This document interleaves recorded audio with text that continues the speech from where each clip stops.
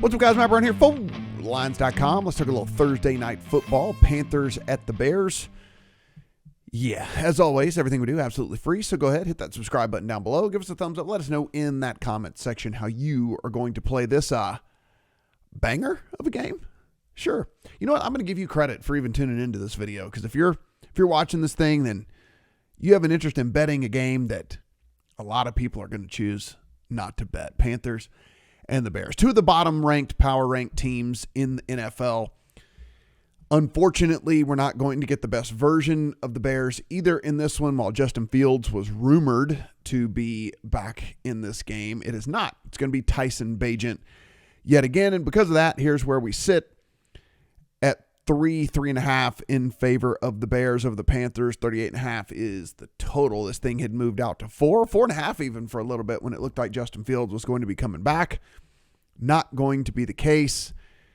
Tyson Bagent yet again. Tyson Bagent has been, by nearly every metric out there, a bottom 5 quarterback in the NFL. I know that there's been flashes, and I know you've probably seen something here and there, some highlights, and you're like, oh man, this guy's not that bad. The complete body of work actually has him as one of the worst quarterbacks in the NFL. And of course, Bryce Young so far grades out about the same. If we look at just about everything that these teams are doing on the offensive side of the ball, they're in the bottom, 3, 4, 5-ish in all the stats that we kind of look at. From a Carolina perspective, they have the 31st rated DVOA offense in all the NFL. They are not efficient at all. Their success rate, 27th and 20th. Their pass offense EPA, 27th. Rush offense EPA, 28th as well. On the Chicago side, not much better. Offense is ranked 26th DVOA. Their pass offense EPA is 25th in the NFL. Their pass offense DVOA, 26th. Now, the only thing they do decently well is run the ball efficiently. Their run offense EPA is 5th overall in the NFL. Their success rate, if you look, is actually 6th overall in the NFL when running the ball. And looks like they're probably going to have Khalil Herbert back for this game as well. He is not, as of this recording, been activated off of IR, but they have obviously up until game time to do that. So he could be back out there as well to go on with Deonta Foreman, who has been very, very good for them in all of this. So I'll scroll down here so you guys can read some of the preview of this game. But let's start with the spread. And the spread to me is fairly appropriate. With Bagent at quarterback, if you told me you wanted to take the 3 and a hook, which is still available out there with Carolina, I guess it'd be hard pressed for me to talk you off of it. But I still think there is a fairly wide range of outcomes in this one, considering just how poor the defense and the offense is for Carolina.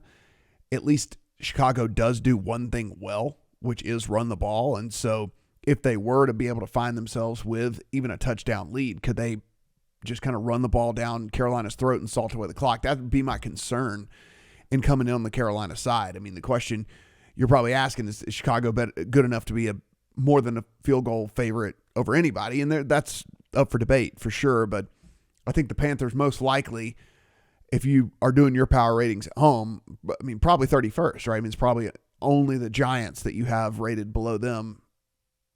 And that's only because Tommy DeVito's the quarterback over there for them. So, tough for me to play a side in this one. From a total perspective, it's just got underwritten all over it, even with a low number of 38.5. If you look at this, like we said, both of these offenses are absolutely terrible.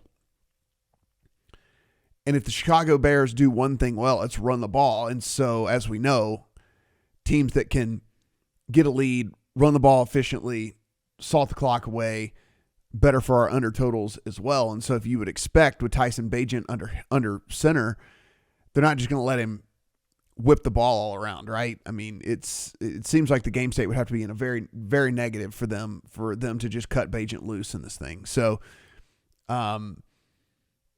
pretty good underlook for me here. If you want to play a little bit safer, you could even go first half under, because obviously you would think that deficits for either one of these teams wouldn't be big enough for them to start to go nuts and, run run their offense at a much higher pace and all the things like that you do whenever you're trailing. So maybe if you want to be a little bit more conservative, you could even go first half under in this thing. So do like that look from the game perspective, because again, don't expect very much offense in this thing from either side. And then actually, if you look, one of the other reasons that can point us in the direction of, hey man, this thing could stay under, is Chicago's defense actually getting a little bit healthier and has over the last 3 weeks. So if you go back and you just filter out the first 5 weeks of the season, you start in week 6 when they start to get some of those guys back on the defensive side of the ball. Chicago's defense is actually an upper half defense in the NFL. And in some of the stats, it's top 10 in some of the other stats that are out there.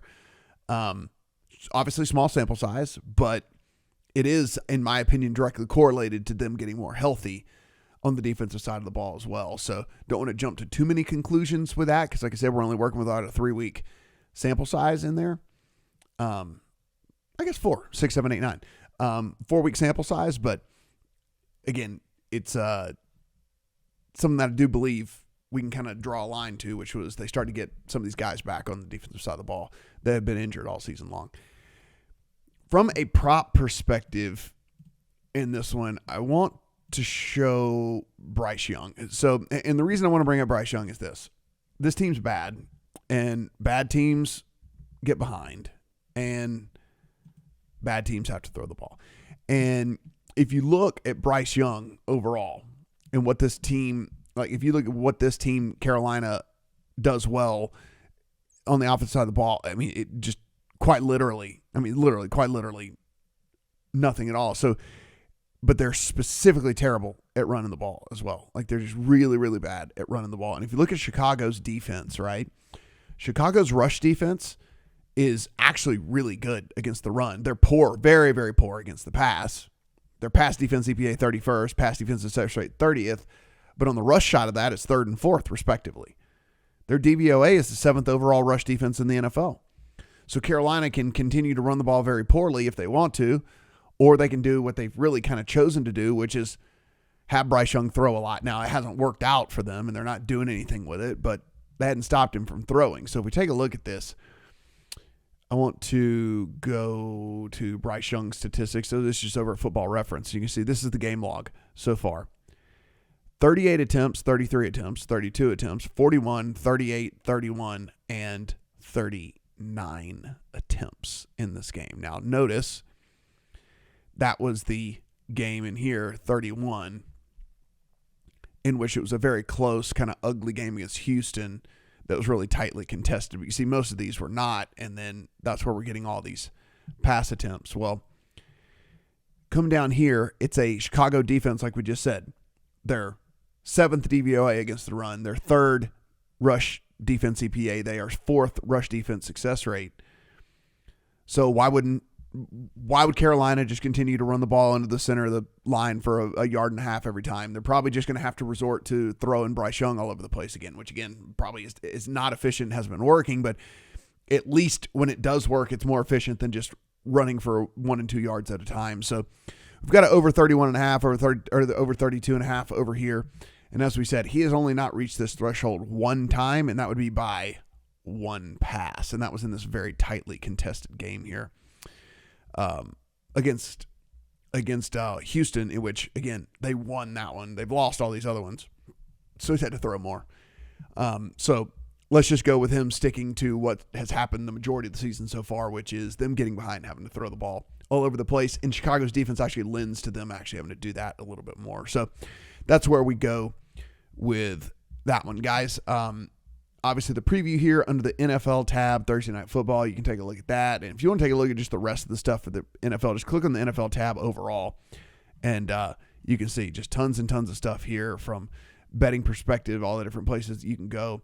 And you can get all of that stuff. And then the odds page is just awesome too, right? Like you can compare it to every single one of the books. You can come in, do the blended so you can get the totals and the spreads and just compare everything. Make sure you're getting the best number, everything out there. Something we certainly want you guys doing. Up here, top upper right-hand corner is the Discord as well. That is absolutely free. Talking this game right up to kickoff. So get in there. You can get everybody's plays and everybody's last-minute thoughts on this one too once we get the official injury reports. But going under, probably going to be like 50-50 or 75-25 on full game and then first half on the unders in this one. And then just going to play the Bryce Young passing prop. It's going to be it for me on that one. And we'll move on to maybe a little bit better game here in week number 10. Good luck on all your Thursday Night Football bets.